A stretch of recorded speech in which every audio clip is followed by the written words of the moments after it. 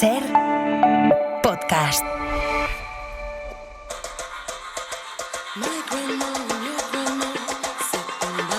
En la cadena Ser, cualquier tiempo pasado fue anterior, con Nieves con Costrina.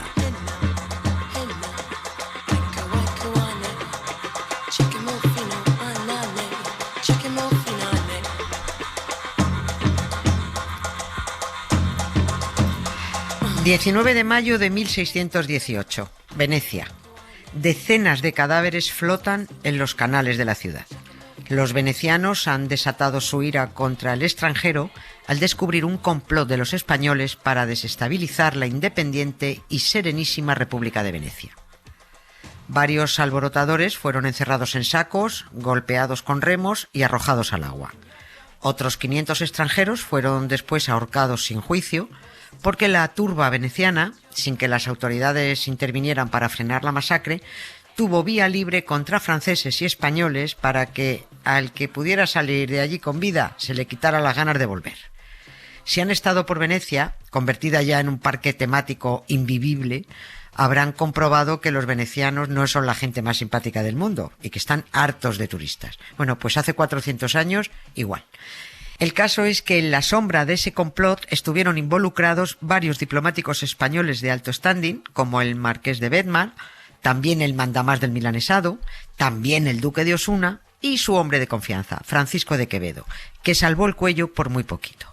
Y menos mal, porque estamos hablando de cuando el escritor tenía 37 años y nos hubiéramos perdido gran parte de su obra. Pero ya me contarán que pintaba Quevedo metido a político conspirador en vez de estar haciendo sonetos a la nariz de Góngora. La conjuración de Venecia, que así se conoce este episodio, sigue sin estar del todo clara.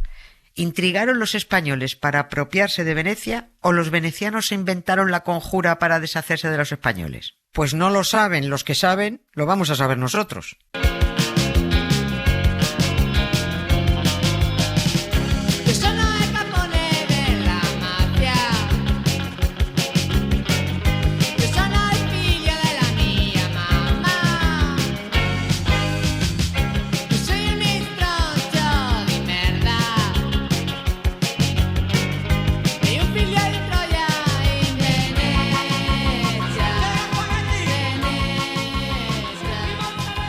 Y estarán pensando ustedes, ¿esto de qué va?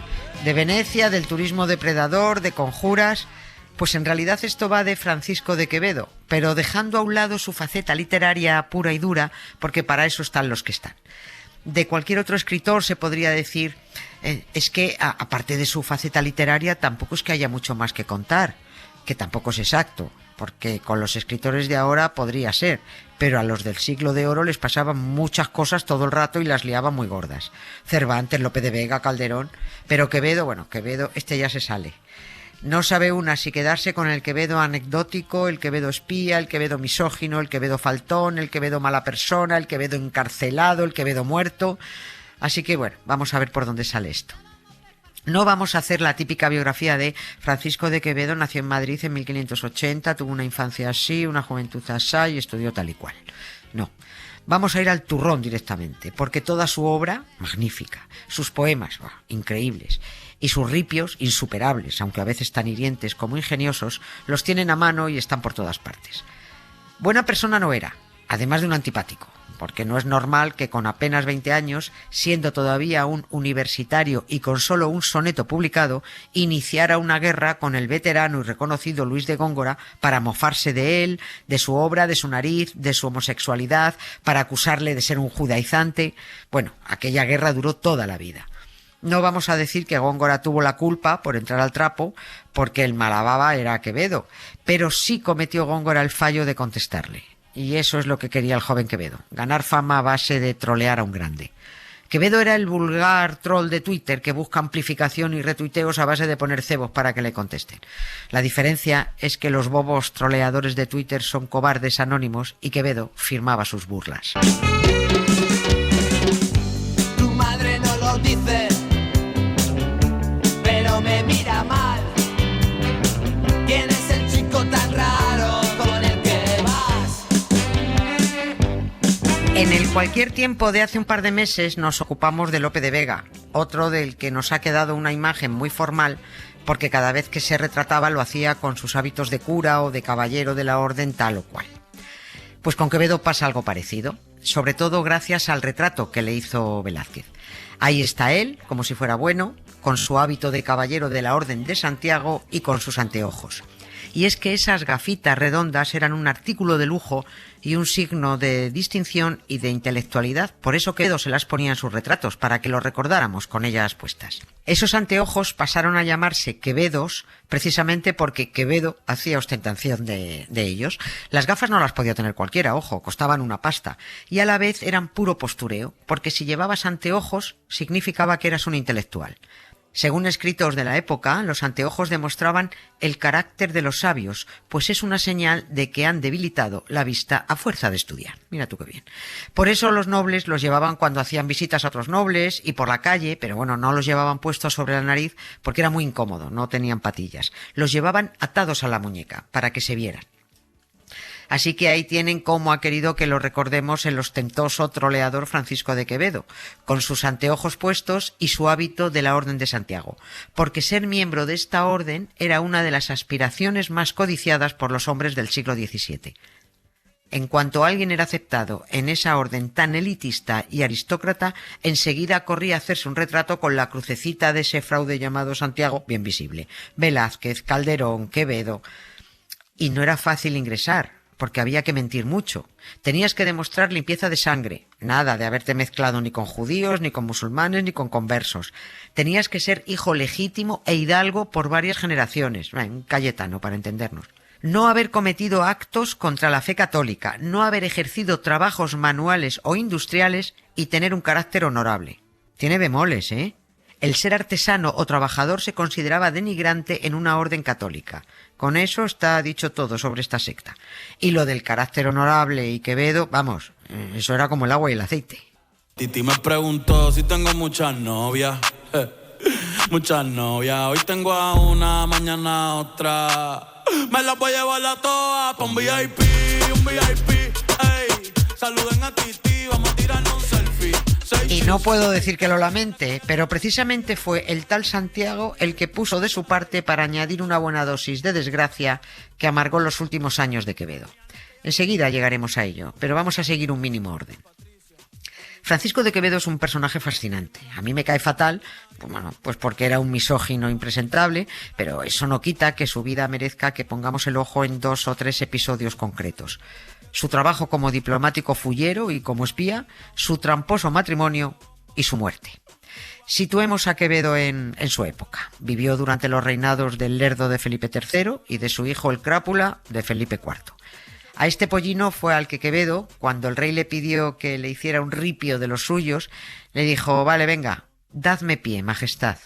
Felipe IV se quiso hacer el gracioso y lo que hizo fue alargar la pierna hacia Quevedo. Le dio literalmente el pie. Y ahí que va ese freestyler del siglo XVII y dice: paréceme, gran señor, que estando en esta postura yo parezca el herrador y vos la cabalgadura. Que sí, que era un genio, es verdad. Sin dudarlo. Y precisamente por eso, ¿qué hacía Quevedo metido a diplomático y a espía? Pues intentar hacer fortuna, porque no todos los escritores eran Lope de Vega, que es que lo tenía todo vendido hasta antes de escribirlo. Quevedo quería medrar en la corte, ganar pasta, conseguir puestos de relevancia, hacer contactos. Durante el reinado del Tolá y de Felipe III, Quevedo fue un intrigante, una mezcla de Miguel Ángel Rodríguez y el comisario Villarejo, ahí entre los dos. Ya saben que Góngora lo llamaba Quebebo porque le daba al jarro casi tanto como el ventrílocuo de Ayuso. Quevedo supo arrimarse a Felipe III, manejó fondos reservados y sobornó a funcionarios y ministros para conseguir apoyos que facilitaran a tal o cual duque o marqués la gobernación o el virreinato de tal o cual territorio. Así fue como Francisco de Quevedo consiguió que el duque de Osuna, que era virrey de Sicilia, consiguiera también el virreinato de Nápoles.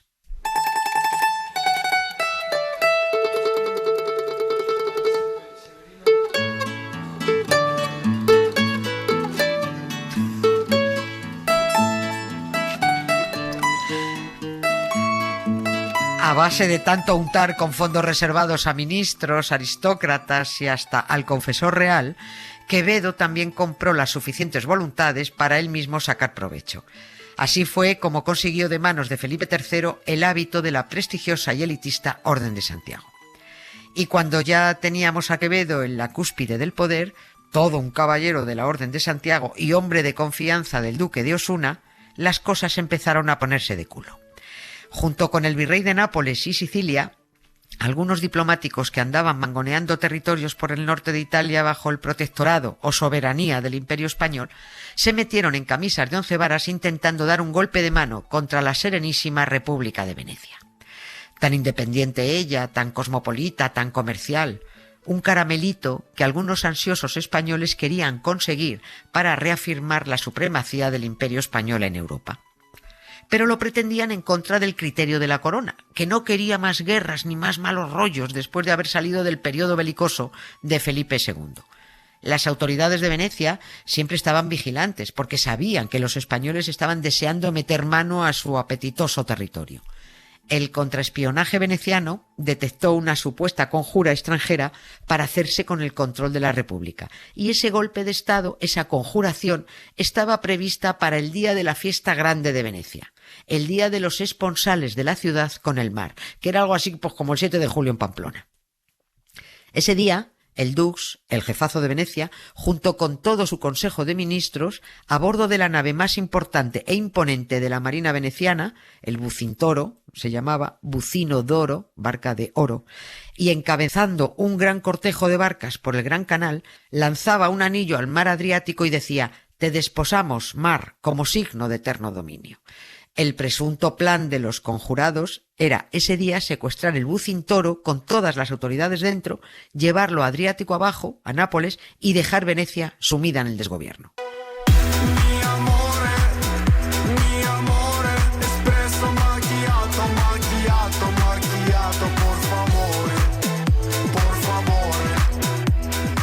El secuestro lo llevarían a cabo unos mercenarios franceses pagados por los españoles y encargados también de volar el arsenal de Venecia. En mitad del caos intervendrían los españoles con la excusa de pacificar la ciudad y de paso se quedarían con la República. Este era el plan que estaban seguros haber descubierto los venecianos, y así el 19 de mayo de 1618 atacaron por sorpresa, lincharon a medio millar de extranjeros y se fueron a por los diplomáticos españoles.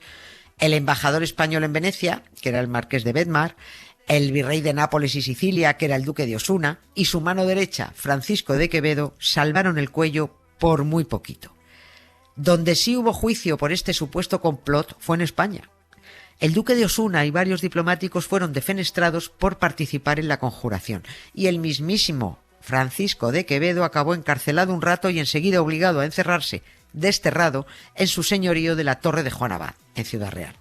Y ahí terminó la gloria política de la que disfrutó Quevedo con Felipe III y su valido, el corrupto duque de Lerma. Gloria que intentó recuperar con el siguiente rey, el gamberro Felipe IV, y su no menos corrupto valido, conde duque de Olivares. El escritor regresó a la villa y corte en 1622 y tomó posiciones para recuperar prestigio y conseguir cargo. Así que se dedicó a hacerle la pelota al de Olivares, para ver si pillaba algo. Pero acabó pifiándolo, otra vez. Primero porque se alió con el duque de Medinaceli, que era la oposición nobiliaria al conde duque de Olivares. Y segundo porque defendió que Santiago tenía que ser nombrado patrón de España, cuando el gobierno estaba intentando que no fuera un patrón, sino una patrona, Teresa de Jesús. Esta señora acababa de ser canonizada y este país, siguiendo la asquerosa costumbre de la polarización, se dividió entre los que querían como patrona a Teresa de Jesús y los que querían que el patrón tuviera un par de testículos. Y ese tenía que ser Santiago.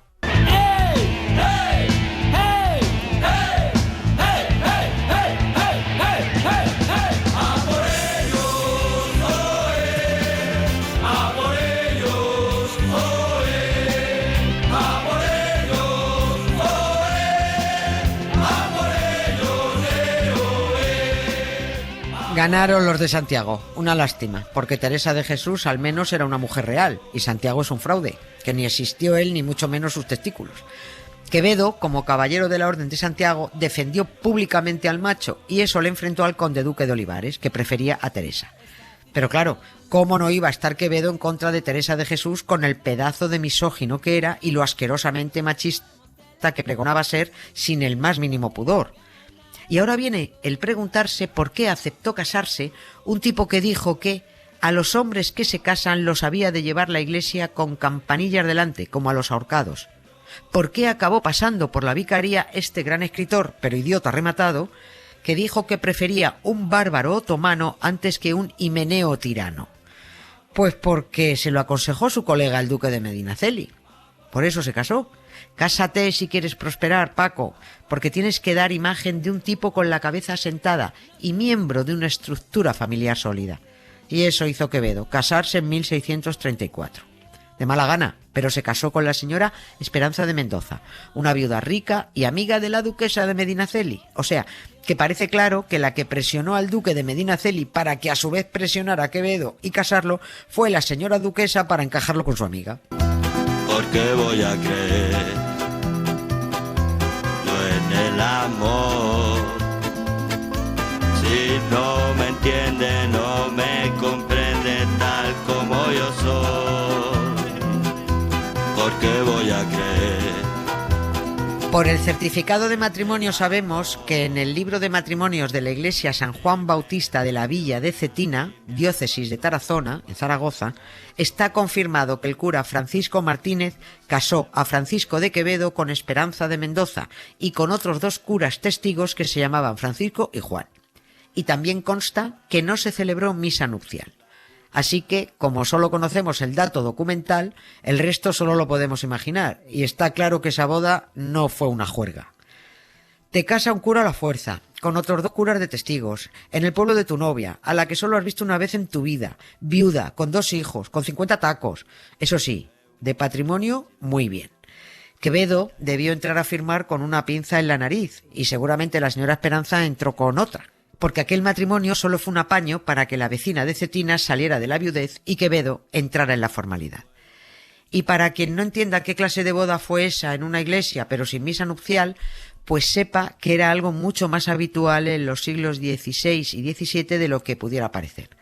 Por eso los certificados de estos matrimonios se encabezaban diciendo, también lo pone en el de Quevedo, servata forma concili trini, o sea, según fórmula establecida en el Concilio de Trento, por la cual se podían celebrar matrimonios con la simple aceptación de los contrayentes, sin necesidad de dar la turra con una misa. Se me olvida que no me quieres, sobre todo cuando es viernes, sobre todo cuando es viernes. No respondas mis mensajes, no me... Lo importante era que la iglesia controlara las uniones y por cada boda, dinero a la buchaca. Lo que se hizo en el Concilio de Trento, el que se convocó en pleno cabreo con Lutero y los protestones, fue inventar el matrimonio eclesiástico legal tal y como más o menos lo conocemos ahora, porque hasta el concilio estaba muy descontrolado eso de la celebración de los matrimonios. La boda de Paco Quevedo y doña Esperanza fue un mero trámite, con 2 curas de testigos y ya. Aunque en Cetina monten un festejo anual para rememorar la boda como si se hubiera celebrado algo, no sé. Jornadas quevedianas las llaman. A ver, yo lo entiendo, es una forma de atraer turismo y reivindicar que aquel gamberro misógino que escribió Gracias y desgracias del ojo del culo se casó en Cetina y dejó tirada a una cetinera. Por cierto, dirá alguien, ¿qué fue de aquel matrimonio? Pues nadie lo sabe. Francisco de Quevedo salió por pies a los 2 meses y su mujer nunca más supo de él. Estado civil, cobarde. Quevedo volvió a sus tabernas, a fumar, a sus putas, a beber más que fumaba y a su misoginia. Aguanten ahí, que al final lo matamos.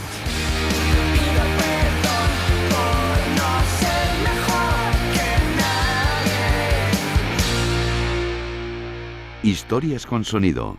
Cara A, con Emma Vallespinós. Vamos con la primera de las historias con sonido. Hola, Emma. Hola, Nieves. La culpa de la cara de hoy la tiene una asociación de ideas que no he podido evitar, provocada por 2 elementos de lo que contabas hace un momento. 1, Venecia y por extensión Italia. 2, ese Quevedo faltón contra la nariz de Góngora. Y lo que sale de eso, de esa combinación, es, no me podéis decir que no, Franco Battiato. Una parte de los oyentes lo entenderá de inmediato, pero vamos a poner a los jóvenes en antecedentes. Veréis, corrían los años 80 cuando el italiano Franco Enrico Battiato empezó a cantar en castellano, que era algo que los cantantes italianos y españoles hacían mucho en aquellos tiempos, traducirse. Y fue entonces cuando el dúo cómico Martes y 13 aprovechó para hacer un sketch parodiando al italiano con una descomunal nariz postiza, y a ese alter ego lo llamaron Napiato. Eso era puro humor ochentero, ya nos perdonaréis, pero Napiato interpretaba la canción que vamos a escuchar. Bueno, él interpretaba una versión, os escucharemos el original, que es Yo quiero verte danzar. Tengo ese sketch en la cabeza. ¿Verdad? Ya no solo La solo a gabardina. sí, la gabardina, sino a Millán apareciendo por detrás vestido de una especie de gallina griega o armenia, una cosa así. Lo tengo en la retina. Buscadlo, los que no. Sí, buenísimo, lo escuchamos. Yo quiero verte danzar como los cíngaros del desierto, con candelabros encima, o como los balineses en días de fiesta.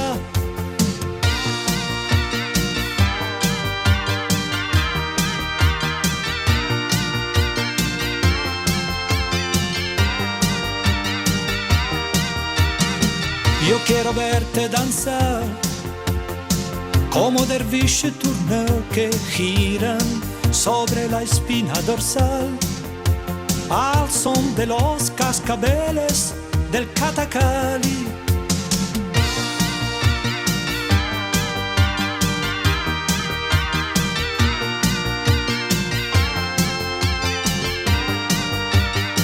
Y gira todo en torno a la estancia mientras se danza, danza.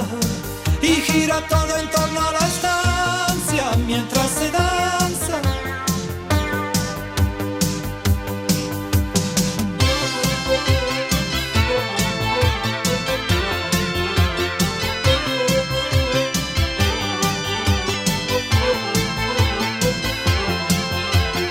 Y Radio Tirana transmite música balcánica mientras bailarines búlgaros descalzos sobre braseros ardientes.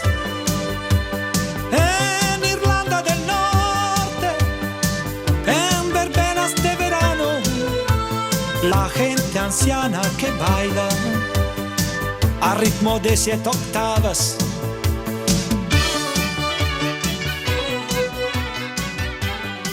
Contarte el arte. Ana Valtierra.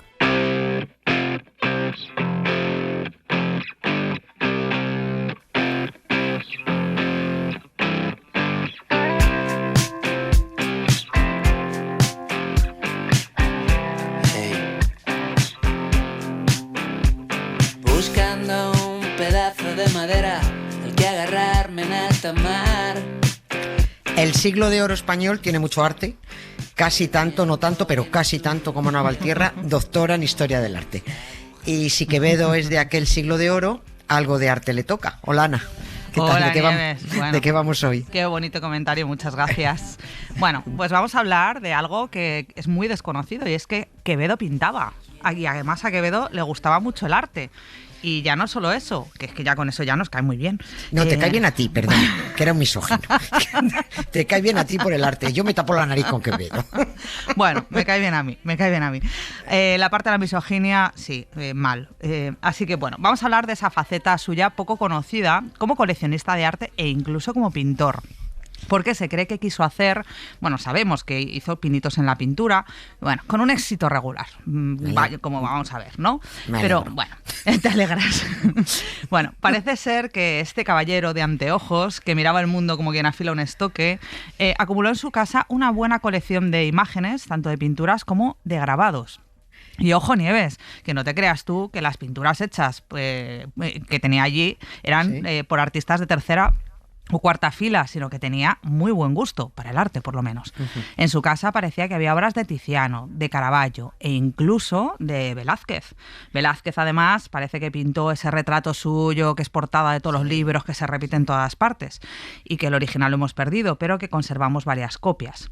Y luego también tenemos la mención de Antonio Palomino, que era el tratadista del siglo XVII, que nos cuenta que, abro comillas, otro retrato hizo Velázquez de don Francisco Francisco de Quevedo y Villegas, caballero de la Orden de Santiago y señor de la Villa de la Torre de Juan Abad, y dice, pintóle con anteojos puestos como acostumbraba de ordinario traer, cierro comillas. Así que, bueno, pues Quevedo se codeaba con pintores de la talla de Velázquez, que además se gastaba sus buenos dineros en comprar obras de pintores famosos y muy reputados de la época. ¿Y cómo sabemos qué pinturas coleccionaba este hombre? ¿Coleccionaba Quevedo? Pues en este caso, gracias a Vicente Carduccio, que era un pintor de origen italiano que se convirtió en el pintor de cámara de Felipe III.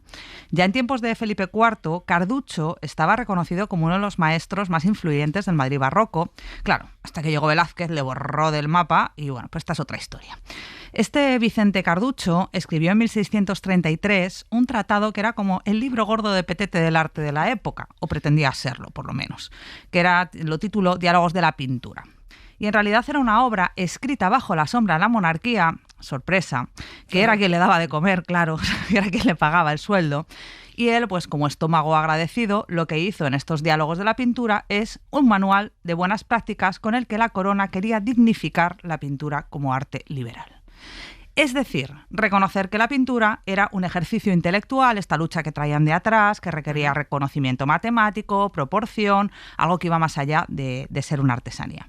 Y además pretendía trazar, agárrate tú bien a la silla, las líneas morales que debía seguir un buen pintor católico. ¿Cuáles? Mira, te ríes directamente. Hay que reírse, sí. ¿Cuáles eran esas líneas morales del buen pintor católico?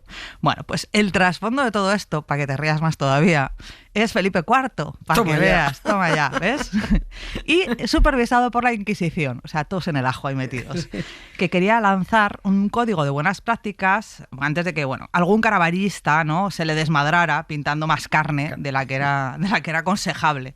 Es curioso porque, claro, este mismo Felipe IV, que llevaba una vida sexual tan desenfrenada como la del mismísimo Zeus, que se acostaba con todo lo que se movía y que nos legó una treintena de hijos bastardos, es decir, que sepamos, que alguno más seguro que había, y pues es el que nos está hablando de buenas prácticas y de desnudo.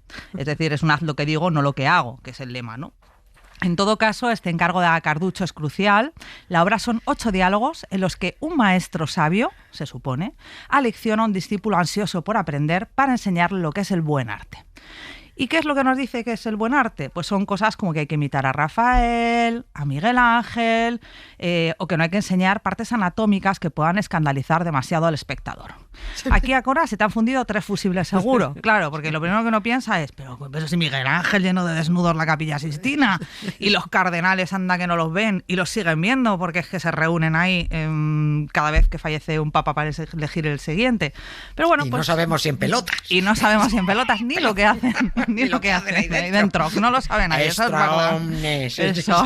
Que vamos a hacer nuestras cositas. Bueno, nada, Carduccio pues lo que hacía era establecer una jerarquía de desnudos permitidos y prohibidos. Es decir, había desnudos que sí y desnudos que no. Esto es como cuando en el cine decimos que el desnudo está justificado por el guión. O sea, para elegir papa está justificado que estén todos en pelotas en el techo, pues no lo sé. Habría que ver si el guión lo justifica o no. Yo diría que no, pero bueno, en realidad, el ataque de Carduccio es contra el caravallismo, una tendencia de imitación al maravilloso pintor Caravaggio, famoso por los contrastes de luz, que él llama aberraciones tenebrosas. Ya quisiera Carduccio haber hecho la mitad de lo que hizo Caravaggio, y la representación de la realidad tal cual era. El tema de Caravaggio nos da para un programa entero. Pero para hacernos una idea y poner al oyente en situación, Caravaggio tenía que pintar una virgen, pues le encargaban, y usaba como modelo una prostituta de la calle, una conocida. Y resultaba que el cardenal u obispo de turno, por lo que sea, Nieves, por lo que sea, se daba cuenta de que estaba pintando una prostituta. No sabemos por qué, porque sabía. Quizá porque se lo decía Dios al oído, o quizá porque había usado sus servicios. Ahí te dejo que elijas la opción, a ver. Pero bueno, con la segunda. Sí, ¿verdad? Por lo que sea, Nieves sabía que era prostituta. Y este descubrimiento obligaba al clérigo de turno a tener que quitar la pintura de la iglesia. ¿Pero tú qué dirías, Nieves? ¿Que la quemaban? ¿La destruían? No, de eso nada. Se la quedaba el cardenal para su colección privada. Era un pintor de mucho éxito y muy envidiado, claro. Qué barbaridad. Sí. Y a todo esto aquí, ¿qué pinta Quevedo? Pues en el diálogo 8, Carducho elogia a, abro comillas de nuevo, un caballero cortesano, varón docto y de raro ingenio, que en su casa tiene originales de Tiziano, Tintoretto y Bassano. Cierro comillas. La crítica identifica unánimemente a este elogiado con Francisco de Quevedo. Parece ser que Carducho pudo visitar la casa del escritor en Madrid y que quedó deslumbrado por esta casa museo. Nos dice además que, bueno, abro comillas, este ingenioso caballero, no siendo pintor, sustenta el arte con su entendimiento y con sus dineros, cierra comillas. Claro, es decir, que según este relato, Quevedo era un buen coleccionista y mecenas del arte, y claro, pues Quevedo, a un coleccionista hay que tratarle bien porque va a ser quien te pague a ti también tus lentejas. Carducho sabía lo que hacía, ¿no? ¿Qué tenía Quevedo colgado en las paredes de su casa? Pues es que no era moco de pavo. En su testamento se pueden reconstruir una colección de unas 50 pinturas, entre las que estaban una Venus de Tiziano, una Última Cena de Tintoretto, un Ecce Homo de Caravaggio, una Sagrada Familia de Guido Reni, un San Jerónimo de Rivera, cuadernos de Miguel Ángel y Rafael, planchas de Durero, bueno, una cosa loca. Sí. Pero bueno, es que además pintaba. ¿Qué te parece? Bueno, ¿qué tal? Ya has dicho al principio que regular. ¿Qué tal se le daba la pintura? Sí, cuéntanos más. Bueno, Góngora, esto ya nos metemos en el cotilleo. Góngora se metía mucho con él, por eso decía aquello de, en sus versos, comillas, ¿quién se podrá poner contigo en quintas después de que de pintar Quevedo tratas? Tú escribiendo ni atas ni desatas, y así haces lo mismo cuando pintas. Poesía y pintura son distintas y ambas para ti son poco gratas. Así que Góngora decía que ni pintar, ni escribir, ni nada de nada. Pero bueno, el caso es que sabemos que Quevedo le puso empeño, incluso le va a dedicar una silva al noble arte de la pintura, pero parece que se le daba, bueno, también como decimos, regular. La silva es interesantísima porque llega a decir incluso que el pincel o la pintura es capaz de enmendar la muerte o incluso la envidia. Y una cosa muy mágica que comunica a los vivos con los muertos. La pintura, para Quevedo, sería como una especie de ouija, ¿no? Que nos pone en contacto con el pasado y que nos hace ver no la verdad de pues no podemos ser ingenuos y pensar que la pintura nos transmite verdades, sino lo que los pintores y los retratados quería que conociéramos de ellos, ¿no? Que la historia, como bien sabes, Nieves, pues siempre tiene una cara B. Siempre tiene. Bueno, pues dicho lo cual, todo interesantísimo, pero no te creas que este pintamonas de Quevedo me cae mejor porque coleccionar arte, ¿eh? Me sigue cayendo mal, porque era un misógino y machista. Sí. Pero agradezco muchísimo esta nueva lección magistral. Gracias, Ana. Gracias, Nieves. La invitada, con Jesús Pozo.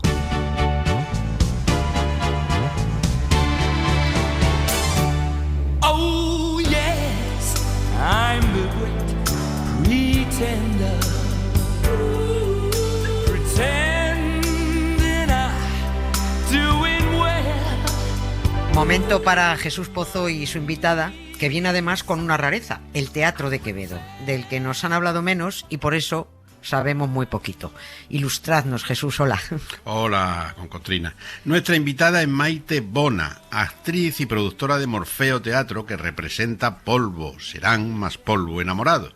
Una comedia burlesca de Francisco Negro con una selección de teatro breve de Quevedo con letrillas, baile y sonetos. Y como aperitivo, Maite Bona nos lee el autorretrato de Quevedo. Y así conocemos al autor de primera mano. Francisco de Quevedo, hijo de sus obras y padrastro de las ajenas, cofrade de la carcajada y la risa, atento a que es hombre de bien, nacido para el mal, hijo de muchas fuerzas y de otras tantas flaquezas, que ha echado muchas veces al pecho el agua por no tener vino, y tiene muy grandes cargos de conciencia, dando de todos muy buenas cuentas, pero no rezándolas, de buen entendimiento, pero no de buena memoria, corto de vista como de ventura, hombre dado al diablo y encomendado a la carne, rasgado de ojos y de conciencia, negro de cabello y de dicha, largo de frente y de razones, quebrado de color y de piernas, falto de pies y de juicio, mozo amostachado, diestro en jugar las armas y los naipes y, sobre todo, componedor de coplas y poeta. Así habla Quevedo de sí mismo. ¿Qué te ha parecido? Maite Bona nos centra.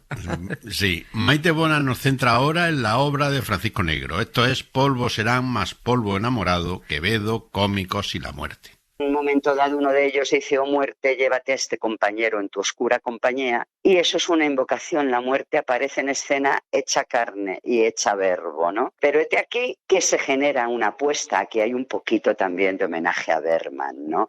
Porque insisto en que Quevedo puede ser tan contemporáneo como queramos.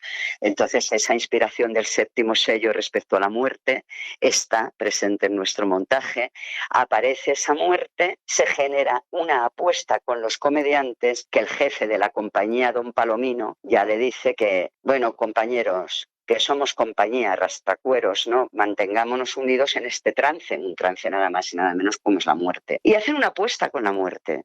La muerte quiere apostar al ajedrez y ellos dicen que no, que mejor se les da jugar al entremés. Entonces la apuesta es si consiguen que se ría, porque ella no se ha reído nunca y ella se lo explica. Reírse en su oficio está muy mal visto. Entonces, y considera además que el ocio es la pérdida del salario y que no hay que perder el tiempo, que va por el muerto y se lo lleva. Y le apuestan a que la van a hacer reír. Y si la hacen reír, ella se irá de vacío. Mas si no es así, cuando acabe la comedia, uno de ellos irá en esa caja metido. ¿Qué ocurre? Que este es el pretexto para ir representando estas piezas breves burlescas de Quevedo, como son El Miserable, El Caballero de la Tenaza y El Marión.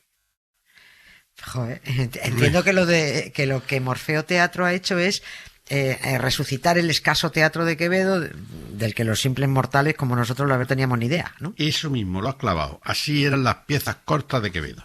Quevedo escribe muy culto. Los entremeses de Quevedo excitan más la sonrisa intelectual que la carcajada abierta. Entonces, claro, hay que tomarse la molestia de cogerlo, exprimirlos, sacar todo el ingenio de Quevedo, no perturbar la autoría del texto, pero hacerlo legible y divertido para nuestros días. Y para un público más llano, que era para el que él escribía estas piezas. Pues afortunadamente creo que si de algo podemos presumir en Morfeo Teatro es que tenemos un director y dramatista, que es Paco Negro, que conoce muy bien a Quevedo y su obra, que se siente muy cómodo entre legajos de Quevedo y que ha sabido hacerlo. Entonces, curiosamente, la anécdota que él crea, cuando Paco Negro adapta a un autor del Siglo de Oro, lo que hace es, respetándole, sin poner nada de su sello propio, respetando el sello de la autoría original, tiene que crear anécdotas para que ocurran las cosas, ¿no? En el caso de las piezas breves, pues es una gangarilla de cómicos. También es un homenaje a nuestros antepasados, a los cómicos de la legua, a los que iniciaron ese arduo camino, ¿no? De los que hoy estamos representando con otras comodidades. Y si has echado de menos alguna vez que alguien te explique clarito lo que es un entremés, aquí lo tienes. Lo que significa la palabra entremés es entre sí mismo. Entre sí mismo quiere decir entre sí mismo, dentro de sí mismo, porque el entremés, estas piezas cortas, divertidas y jocosas, se utilizaban para amenizar las largas tardes jornadas de teatro, sobre todo en el verano, que se prolongaban muchísimo más, porque empezaban como a mediodía y se representaban las obras teatrales de estos señores. En aquella podían durar 4 horas tranquilamente, 5. Una jornada de teatro, la gente se iba a media mañana y terminaban bien entrada ya la tarde-noche. Durante los pequeños entractos es donde se hacía el entremés entre sí mismo. Dentro de las propias comedias representadas en los corrales se daba un alivio cómico y esto era el entremés. Que es buenísimo, sí. Pues nunca me lo habían explicado tan bien, la verdad. Ha mencionado Maite Bona la gangarilla, que cuando estuvimos hablando, es que me he quedado ahí, que cuando estuvimos hablando de las distintas modalidades de grupos de cómicos de la legua en el programa de Lope de Vega, ahí la nombramos por encima. Pues también nos lo va a explicar Maite Bona. Mira, esto es la gangarilla.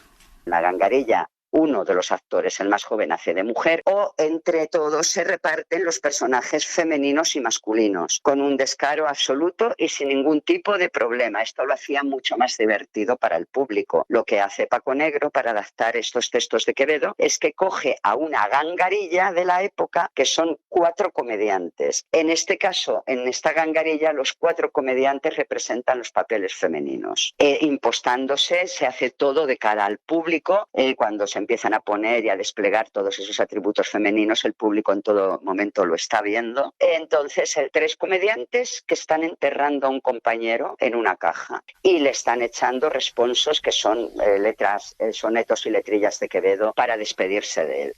Vamos a un cambio de tercio. Le pregunté a la actriz y productora de Morfeo Teatro si se podría montar una obra que representara una tertulia entre los autores del Siglo de Oro. Sería la hostia teniendo en cuenta que unos no se soportaban, pero otros se llevaban bien. Por ejemplo, no discutiría Quevedo con Lope en ningún momento, puesto que les unía.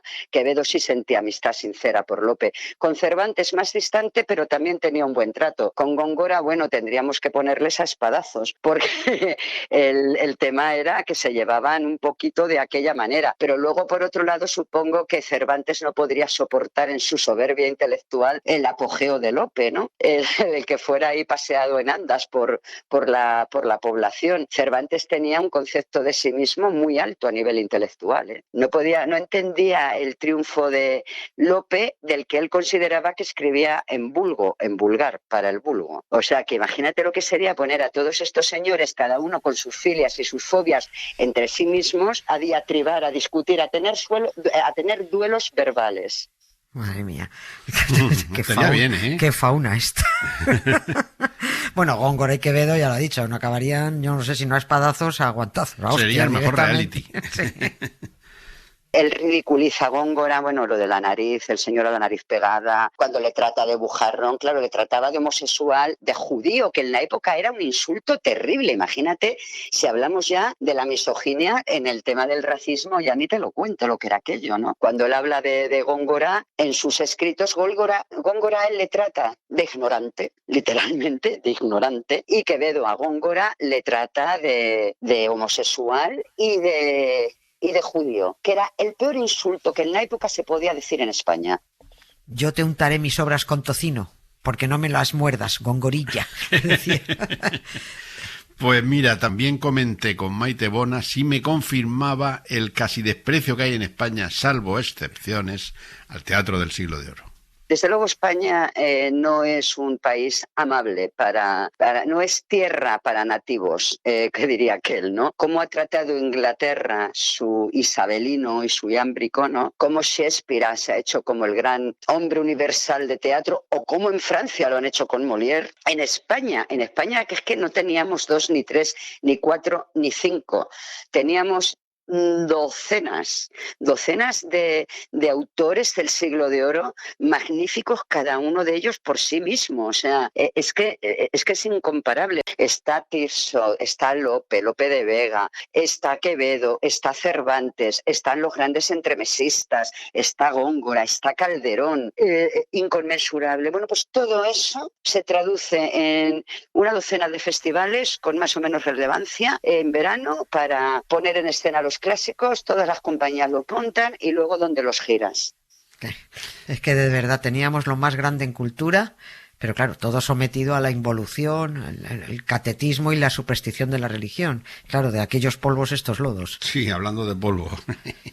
Nuestra invitada nos insiste en el machismo y la misoginia de Quevedo y sus colegas del Siglo de Oro.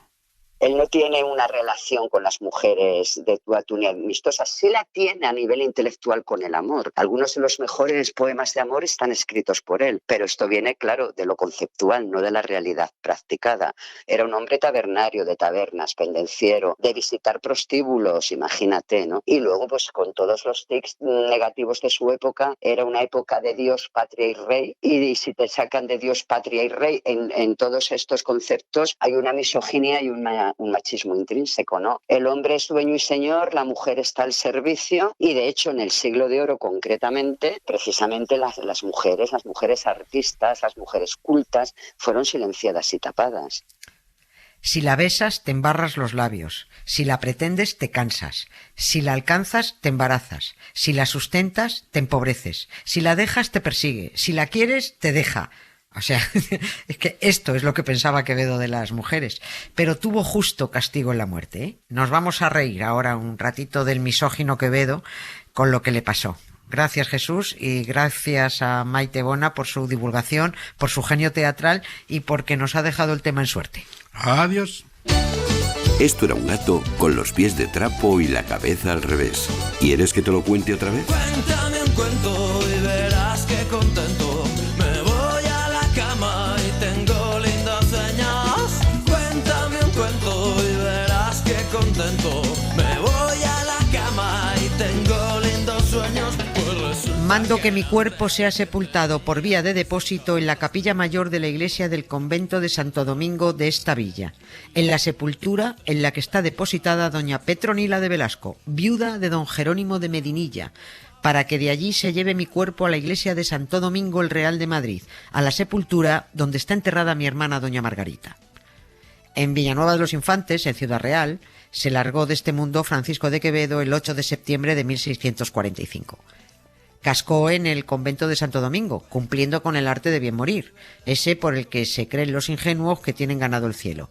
Es decir, se confesó y firmó sus últimas voluntades pidiendo que se le dedicaran 800 misas. Bueno, ni con 80.000 le habrían limpiado el alma. Providencia tiene nombre de mujer y puede que con su amiga fatalidad se tomaran las dos venganza por la misoginia de Francisco de Quevedo para fastidiarle todos los planes con su muerte. Ni está enterrado donde pidió, ni al lado de quien quiso. Es más, no tienen ni repajolera idea de dónde está Quevedo. You won't admit you love me, and so how am I ever to know? You always tell me, perhaps, quizás. Quien fuera, decidió que el entierro debía ser en la capilla de la familia Bustos, en la parroquia de San Andrés, que es la iglesia que hay en la Plaza Mayor de Villanueva de los Infantes. Por supuesto, en el convento de Santo Domingo el Real de Madrid tenían noticias de los deseos de Quevedo de ser enterrado junto a su hermana, pero por mucho que reclamaban al escritor, el cura de San Andrés, en Villanueva, se hizo el longuis.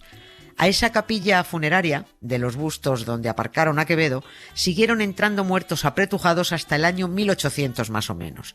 Y cuando ya no entraban ni empujando, sacaron todo el mogollón, unos 200 muertos, entre los que iba Quevedo, y los llevaron a unas fosas en la cripta de la misma iglesia. Eso se llamaban mondas de parroquia. Es decir, cuando a las iglesias se les acababan las tumbas y no podían sacar más pasta por venderlas, las vaciaban y las revendían. Sacaban los huesos, las mondas, y los arrojaban a un osario común. Siguió pasando el tiempo y así llegamos a mediados del siglo XIX, cuando el gobierno español decidió crear un panteón de hombres ilustres en Madrid sin sospechar siquiera que casi todos los ilustres de España estaban más perdidos que Froilán en la Biblioteca Nacional. La comisión gubernamental que estaba recopilando los españoles fiambres ilustres ordenó a Villanueva de los Infantes, a través del Ministerio de Fomento, que exhumaran y facturaran los restos de Francisco de Quevedo con toda la pompa posible para depositarlos con honores en el Panteón Nacional. Bien, vale, dijeron en Villanueva. ¿Y de dónde sacamos a Quevedo si no sabemos dónde está?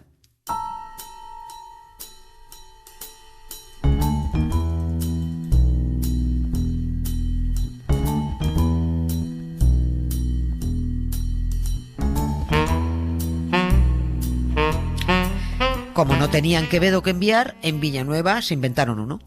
Podrían haber contestado al Ministerio de Fomento, pues miren ustedes, ya lo sentimos, pero no sabemos dónde lo hemos puesto. Pero no. Lo que hicieron fue entresacar unos cuantos huesos de la cripta donde había un batiburrillo de miles y miles de restos para armar un nuevo Quevedo. Mira esta calavera que mona, pues ala, ya tenemos la cabeza, un par de fémures por aquí, unas cuantas costillas, tibias, peronés y demás avíos del cuerpo humano. Venga, ya tenemos a Quevedo. Lo que facturaron a Madrid era una fantasía de muerto. Como aquel panteón de hombres ilustres no prosperó, porque fue un desastre de principio a fin, a principios del siglo XX las ciudades comenzaron a reclamar a Madrid todos los muertos ilustres que el gobierno les había quitado.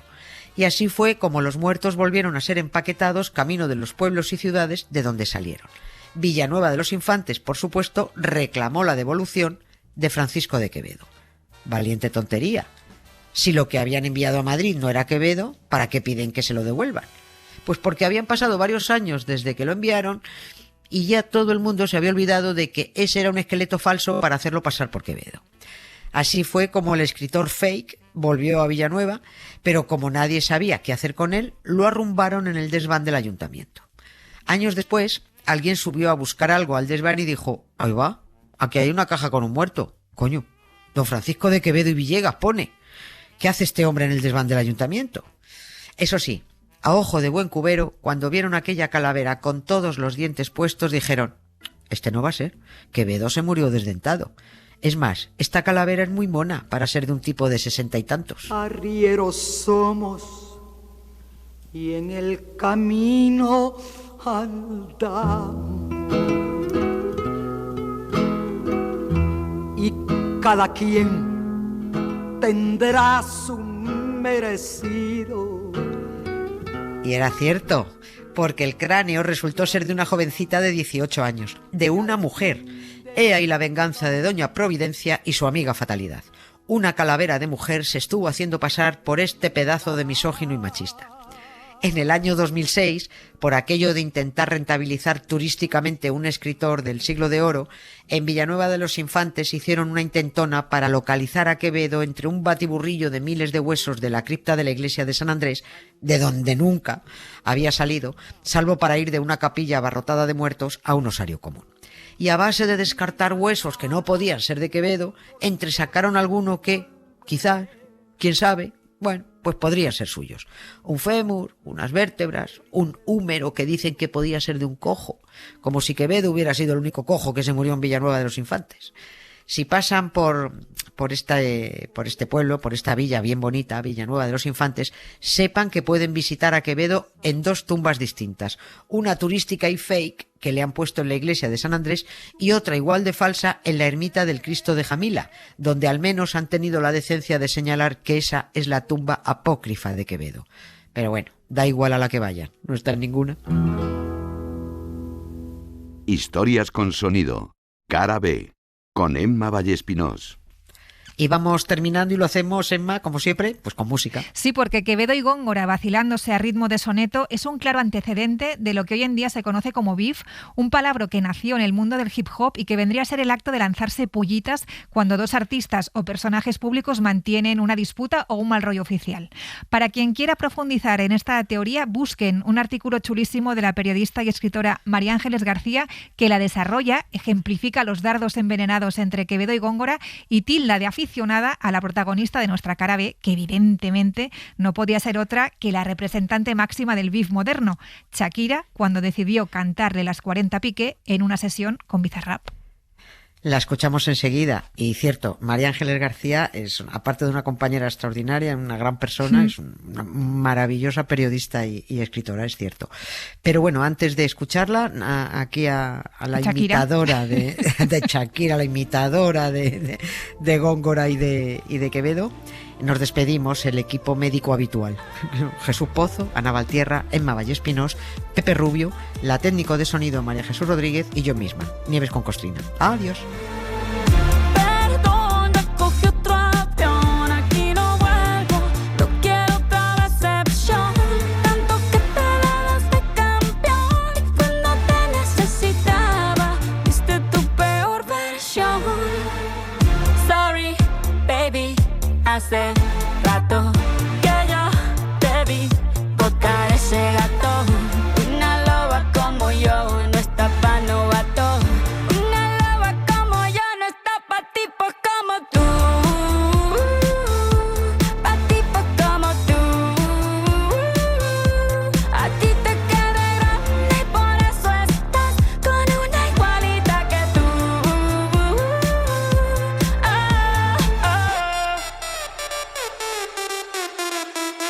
Esto es pa' que te mortifique, mastique, trague, mastique. Yo contigo ya no regreso, ni que me llore ni me suplique. Entendí que no es culpa mía que te critique. Yo solo hago música, perdón que te salpique. Te dejaste de vecina a la suegra con la prensa en la puerta y la deuda en Hacienda. Te creíste que me heriste y me volviste más dura. Las mujeres ya no lloran, las mujeres facturan. Tiene nombre de persona buena, claramente no es como suena. Tiene nombre de persona buena, claramente es igualita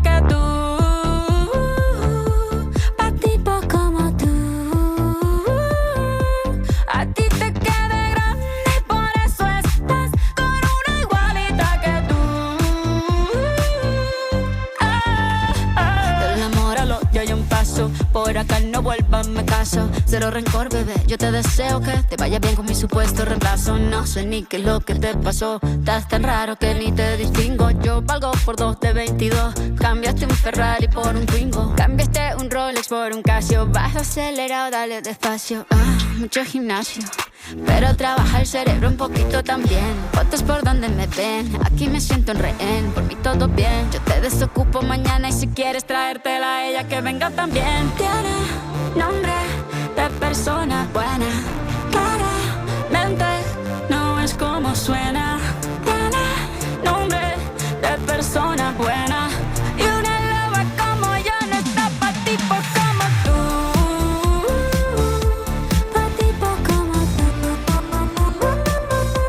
A ti te queda grande y por eso estás con una igualita que tú.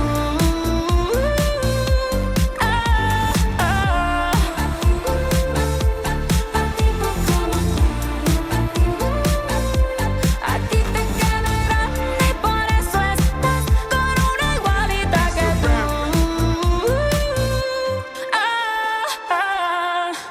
Ya está, chao. Para no perderte ningún episodio, síguenos en la aplicación o la web de la SER, Podium Podcast o tu plataforma de audio favorita.